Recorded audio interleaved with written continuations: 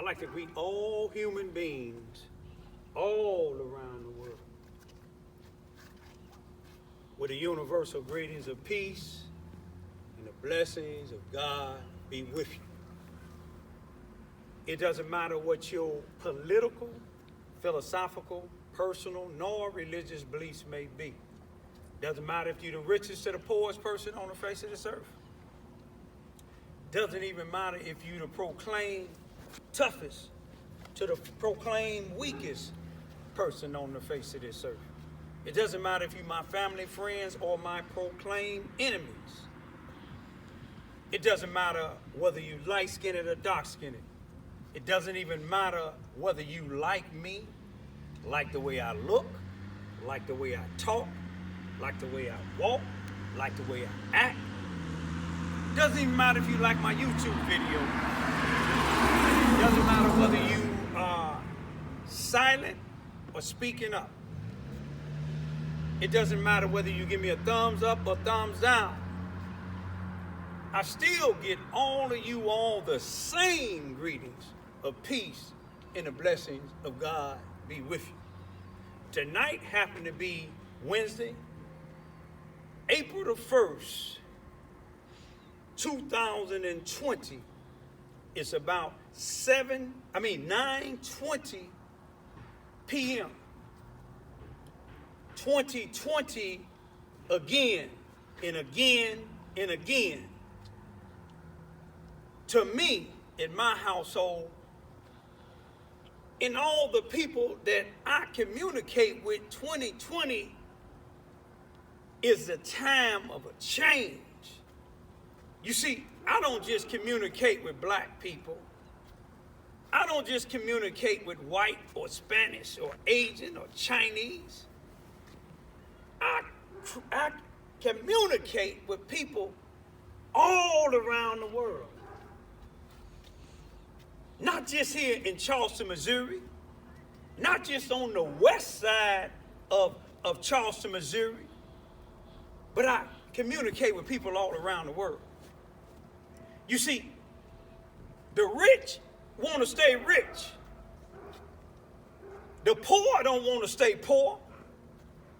You see what I'm saying? Rosa Parks and a lot of other blacks, they got tired of people telling them to go in the back of the bus.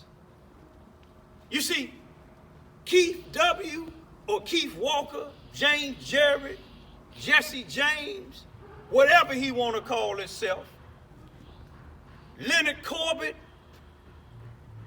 and all the people that think like them, white and black, you see, because they don't want to change. Keith said in one of his comments, I don't even really respond to his comments no more, but I let y'all know, those that ain't read his comments, to show you how ignorant he is. He said, I'm ignorant.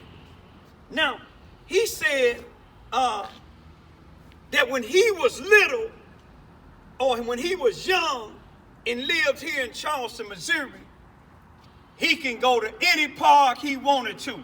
What he was trying to relate to when me saying about them closing the park on the west side of town and not closing the park where the white children play at. Now, he said when he was a kid, I think he might be in his 30s. You notice he didn't say when he was a child or when he was young. He didn't say when he was a man, because just because you are male and over 21 or 18, that don't make you a man. Me, myself, personally, I don't think Leonard Corbett nor Keith Walker is a man. Or anybody that think like them is a man. You see, a man would stand on something, you see what I'm saying, when he knew that it's wrong, he'll stand up for it. Keith stand up for everything that these white people do down here that's wrong. I'm talking about the white people that's doing stuff wrong. Again, I told you, Keith have a white woman. So anything that a white person do here, he don't see nothing wrong with it. You see, I got a problem when the sheriff see me face to face. He right here in his vehicle. I'm in my driveway. I'm right here talking to my neighbor in a car right here. And the sheriff pulled up over there. He could have went around him, but he didn't. And after I got through talking to my neighbor, I was on the phone talking to one of my cousins in St. Louis concerning my 2 young daughters who just lost their mother. I wasn't concerned with this sheriff because I voted for him January of 2019, some 14 or 15 months ago, and ain't heard from him since. But it's election this year for him to be reelected, so I know that's why he was over in the area, because I see some of the other people in this circle, even though they Democrats and he a Republican, they got his sign in his yard. But he can't have my sign in his yard. Like I said before, I don't care who becomes sheriff because ain't none of them doing nothing for the non-sellout black community. But see, I have a problem with him when he looking at me in my face and he didn't ask me, do you talk to me? He waited until I walked in my driveway and he asked my daughters. Don't ask my children that, ask me. I got a problem with a white police officer by the name of Brenda Bickford, who was the resource officer when my 5-year-old daughter was abused by a white bus driver. And I reported it on February the 1st, 2012. And then she came and took my daughter out of her room after I went and talked to the school about it, and they didn't do nothing about it.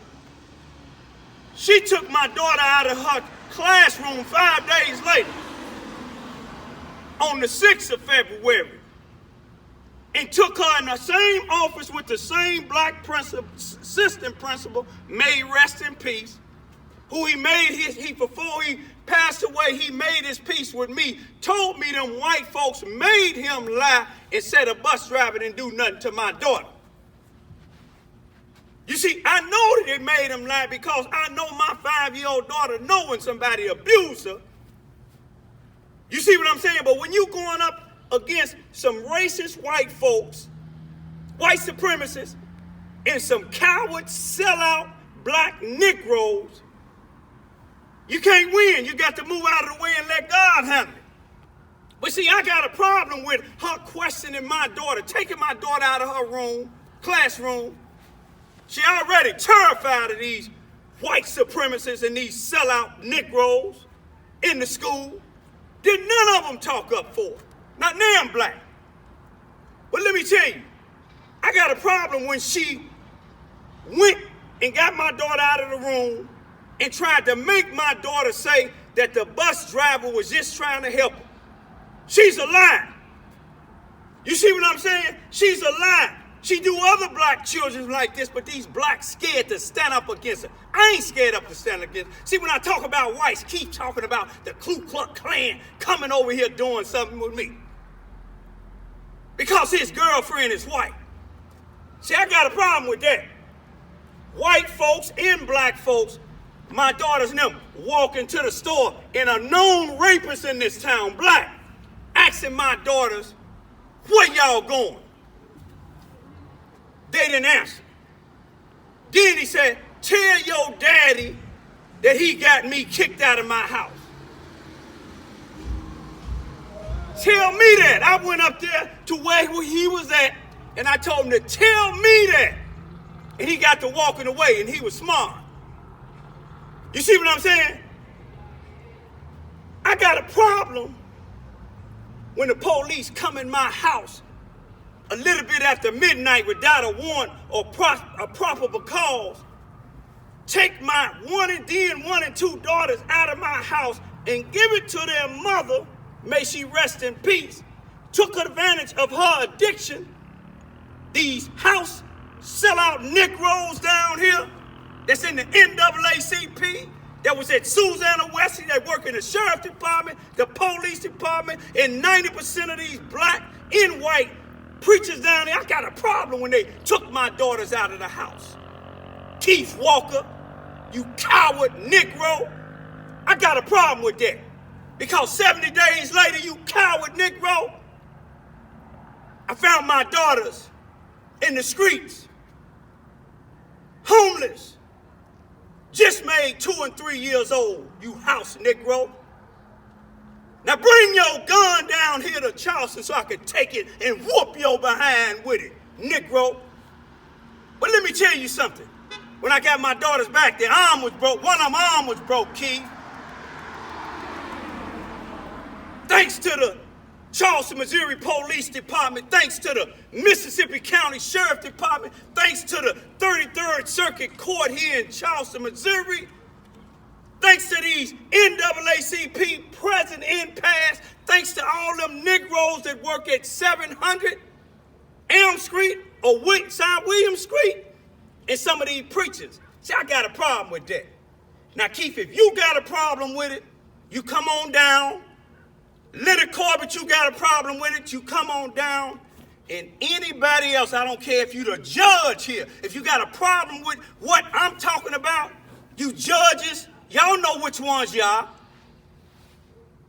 took up for these people and said that you sent a expose, but ain't no judge and no court stenographer, nobody in court, and y'all let them take my kids out of the state. And they was residents here.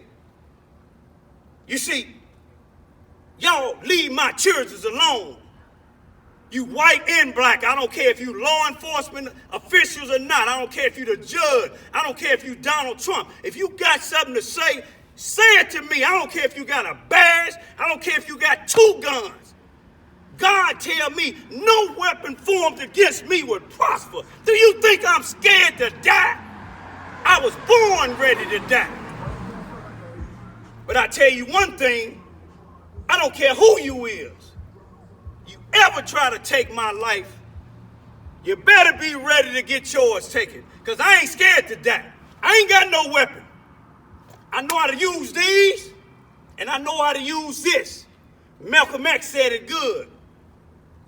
You see what I'm saying? About your mind. When your mind is a weapon, you never unarmed. Now you take that to the bank. Y'all stop asking my daughters whether I'm talking to you or not. Y'all stop questioning my daughters when these white folks and these house Negroes do something to them. You see, y'all blessed that I ain't who I was years ago, because I'm gonna leave it at that. Peace be still.